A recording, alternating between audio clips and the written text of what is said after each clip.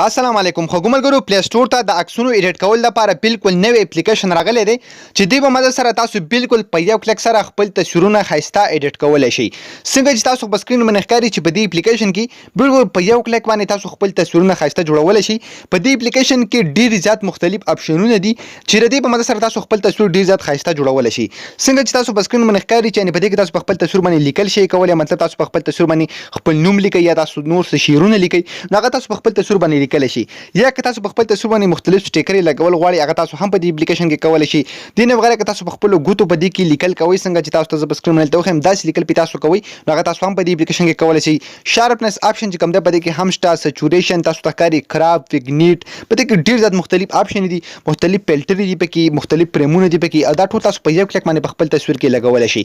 نو دا کوم یو اپلیکیشن دی دا به تاسو ته چېرته میلاو شي، په دې بیا تاسو تصویر ایډیټ کوئ څنګه، بیا به یې سیو کوئ څنګه، دغه ټولې طریقې به سټیپ بای سټیپ تاسو ته ښایم. نو دې نه مخکې تر اوسه پورې تاسو زموږ چینل ټیکنیکل پښتو نه سبسکرایب کړئ، دا ضرور سبسکرایب کړئ چې زموږ راتلونکي هره ویډیو بیا تاسو ته په ټایم باندې پخپله در رسي.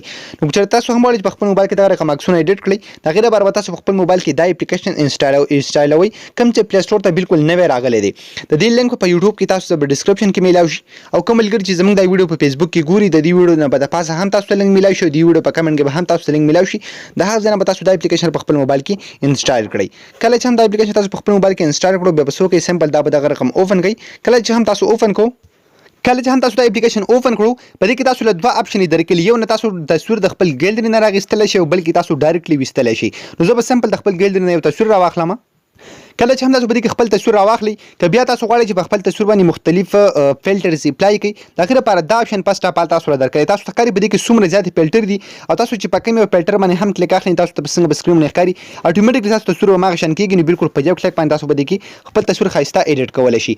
دې نه بغیر که تاسو دلته په پریمز باندې کلیک کوئ تاسو ته ښکاري په دې کې مختلف پریمونه دي او دا ټول تاسو خپل تصویر ته دغه رقم لګولی شئ او خپل تصویر پې ښایسته جوړولی شئ. دې نه بغیر راوند آپشن تاسو ته هم درکړی، بلې سره تاسو خپل تصویر چې کوم دغه رقم راوند کولی شئ. تاسو ته ښکاري څومره زبردست ښکاري.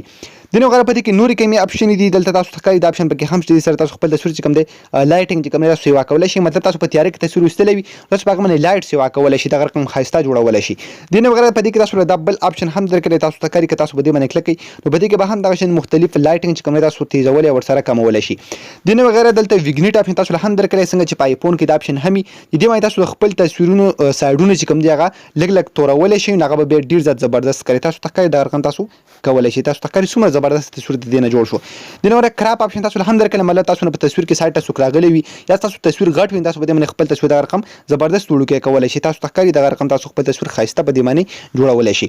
د نه بغیر تاسو ته ښکاري بل آپشن تاسو له هم درکړی، دې په مدد سره تاسو خپل تصویر چې کوم دی هغه که تاسو الټه تصویر ویستلی وي تاسو به دغه رقم سیده کولی شئ. تاسو ته ښکاري هر سایډ ته تاسو کولی شئ یا تاسو خپل تصویر یو سایډ بل سایډ ته اړوئ د هغې لپاره هلته تاسو له هم آپشن درکړی. تاسو ته ښکاري دغه رقم تاسو خپل تصویرونه چې کوم دی یو سایډ بل سایډ ته اړولی شئ. د نه بغیر په دې کې دلته سچوریشن آپشن تاسو له هم درکړی، تاسو خپل تصویر د دې کې تاسو ته ښکاري بالکل زبردست جوړولی شئ. تاسو ته ښکاري څومره بالکل څنګه چې په آیفون کې خپل یو سچوریشن سیسټم وي نو هغه شان تاسو په دې اپلیکیشن کې هم کولی شئ.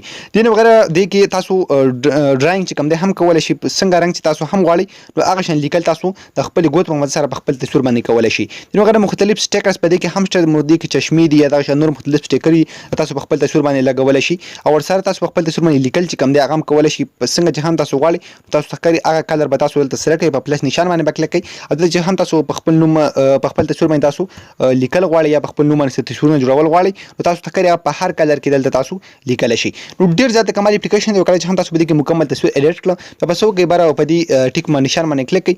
کله چې هم تاسو باندې کلیک کړئ تاسو تصویر په یو کلیک باندې تاسو په ګیلري کې سیو شي.